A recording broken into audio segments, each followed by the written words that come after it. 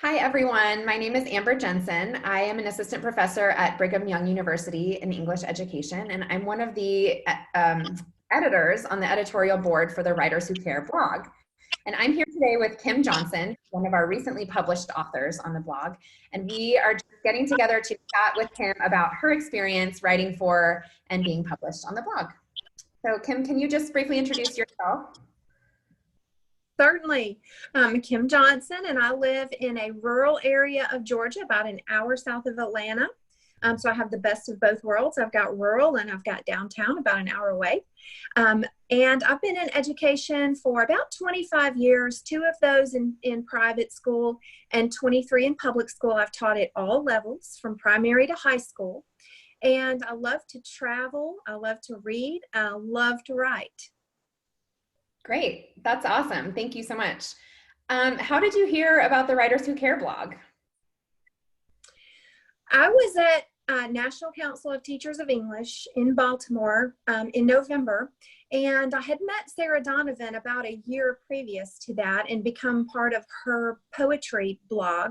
We have a 5-day writing challenge each month.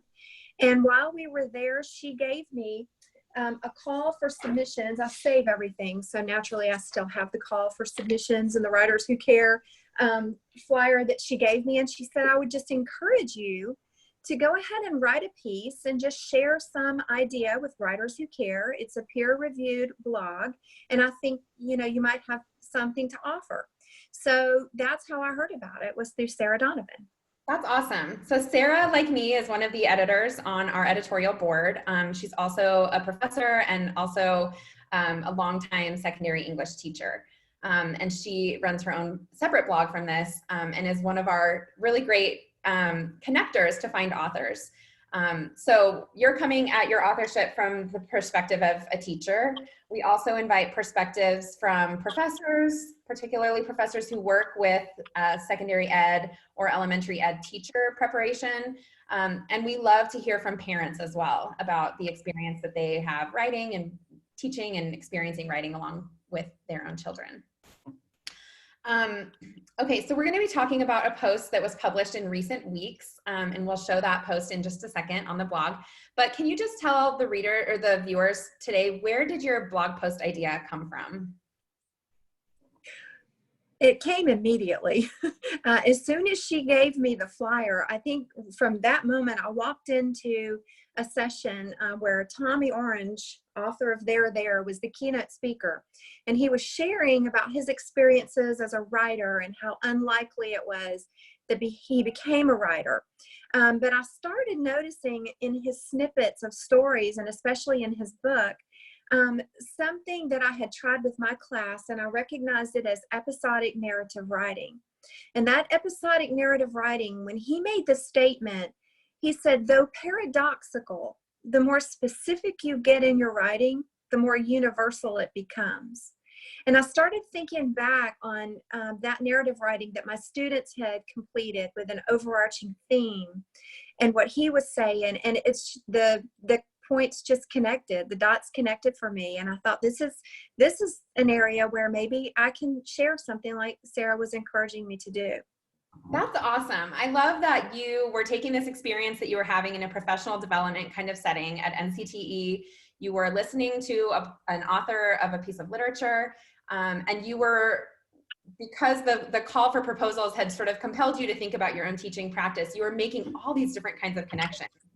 And I think a lot of times inspiration for writing can come just through conversation or through invitation, and really through making connections between what we're doing already in our classrooms and making meaning about those things in sort of these broader conversations that are already happening in our field. So I think that's a really good example of, like, it wasn't something that you had to go back and do differently in your classroom. It was sort of like making life out of something that already was existing, and that something was really worth sharing with a wider audience.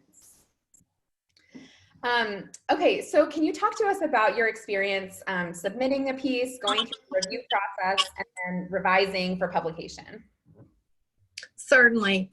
This is something that was just, it was like a fish to water, really. I started thinking about all these analogies of what is this like, there's always that fear when you put something out there for submission that someone might just dice it up or something like that and just not like it. But to me, it's a lot like going to a department store and you're trying on some clothes and you're seeing what fits, and that's sort of what my experience was like with submission. I went in the store and I tried something on and I put it out there, and immediately it came back, you really probably ought to go and look at the blog and see some of the format that other writers are using. And so I hadn't really thought to do that. I just sort of went, came at it from my own angle. And once I went and really just explored around the blog and looked, I found that people were making links, in fact, links back to Writers Who Care articles. And so that was something that I knew I needed to incorporate. Another thing, in that submission process, looking at it, looking at the length, making sure that there were good bullets. And so that was part of the submission process for me, was just starting with that advice to do a little bit of exploring and learn about the flavor of the blog, because I didn't know that yet, but that was part of the learning process for me. Yeah. I think if you are new to the blogging genre, then I think that's something that doesn't have to be a barrier to submission, right? So get your idea. You had such a great idea. You had an idea that was worth sharing. And it just was the process that we had through editorial feedback and revision that got it to make that idea something that would be a really good fit specifically for this blog. So I'm actually going to pull up Kim's post on the Writers Who Care blog. Okay, so right now we're looking at, this is the post on Teachers, Professors, Parents, Writers Who Care, the blog, and this is Kim's published post. So you can see it was published on February 24th, 2020. As you scroll down through this post, you can see links to some different source material that she's referencing, a nice image of her there with Tommy Orange at NCTE, a caption describing that. And then you can see that her article is broken down with these different subheaders, titles. There's a lot of really great artifacts that Kim was able to submit along with her piece that showed actually the work of teaching these episodic narrative experiences in her classroom. And you can see that it's really short paragraphs, and it's easy to scroll and get a sense for all these different experiences she was giving her students through episodic writing experiences. And at the end, you see her bio, and then you see this little tag here that says peer reviewed. So I just wanted to share on the blog, if you go to Write for the Blog and scroll down to editorial process, you can see this very detailed overview of how the editorial process works. But for me as an editor, when I receive a submission from an author, the first thing I do is to send out a blinded version of that review or that article for review. And blinded just means that we take off the author's name and any institutional affiliations. And we send it out to 2 reviewers who are reviewers for our blog. And so there are other teachers, there are other parents, there are other professors who are in the field who have agreed to review for our blog. And we send it out to them, and then I compile their feedback. They don't know who Kim is. He doesn't know who they are. That's why it's called double blind review. And then I consolidate and compile that information and send it back to Kim. So what I'll show you now is, this is the document that Kim and I were working from. You can see between February 13th and February 20th, where we were going through the review process. And as an editor, one of my favorite things about working with Kim was how open she was to feedback and how excited she was to receive the feedback. And you can see that I was sending her feedback here on February 13th, and by February 14th, she was in the document working through those revisions. And that really helped to proceed to get the piece ready for publication more quickly. So Kim, just tell us about some of the revisions you were making here, let's say on the 15th of February. Okay, I'm having a little trouble seeing on my very small screen, but I believe that I was condensing some information that seemed extraneous and possibly needed to be drilled down to some firmer nuts and bolts. So that was part of the beauty of the process that I found so engaging, was that, you know, no matter where you are as a writer, it's always beneficial for that feedback to be given from readers, because you get that perspective. And what may seem like, you know, writing to you that needs to be there can seem very extraneous to other people who read it. And so the value of that feedback was incredible. It's better than any professional development you can pay for. And this is free. It's like having your own editorial team looking at your writing. It's just you know, it's an honor. It's part of the process that makes writing so fulfilling. We're like silver polishers. We want that finished product that sparkles, and we're willing to work for that as writers when it's in us. And so that was part of the process that I just truly enjoyed so much. Yeah. And one of the things that I really love about your story is that what sparked us this idea at NCTE, like, you didn't wait, you got going and you put something out there, and I think you had submitted something by early December, you know, and what was great is that you didn't wait for it to be what it was going to eventually be. You submitted what you were ready to submit. And then we had this really great kind of back and forth for a little while to tweak it and refine it and silversmith it, right, to get it to where it eventually ended up.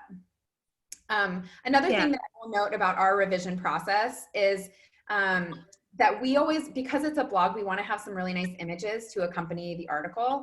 And I know that we went back and forth a little bit to ensure that we had appropriate permissions and that we were anonymizing any student work, right? So here's an example of a graphic organizer that came from a student. But we included that, but we also included some of these more open templates, like learning templates that you had as part of your class. And these are the kinds of usable artifacts that our readers love to see. So it's not just talking about what happened, but it's actually giving people some of the tools to be able to try those things out in their own classrooms and to replicate them. So making sure that this is a feedback chart between students, that they were giving feedback to each other, right? So you can see that we blanked out some of the names, and just making sure that we're doing that in ethical ways, that if we are publishing student work or images of students, that we have their permission. That, just so you know, that's part of the expectation for publication. Okay, so, and then this is what it looks like. And how did it feel, Kim, to have your officially published? Publication is always just a great, successful feeling. But I think what you said about how this is peer reviewed, it really stands apart from other blogs and other types of writing that we do. It really just, it shines. It's been through the fire, and it's just, it's stellar. You can trust the best practice in it. You can, it's just not something that some blogger has thrown up there in half an hour and calls it gospel. It's been through minds, it's been through the pens of other people. And to me, that was a rewarding process. Yeah. Awesome. Thank you so much. Okay. I'm going to stop sharing this and just ask you couple last questions. You've kind of already talked about some of these things, but what are some things that you learned about writing for this blog in this process? Well, first and foremost, I think the most important thing I learned is that I want to be on the Writers Who Care team. This is a team I want to play for, whether I'm at bat writing or whether I'm, running bases and reading articles. I want to wear that jersey, because to me, it's really just a wonderful blog. It's an accomplishment.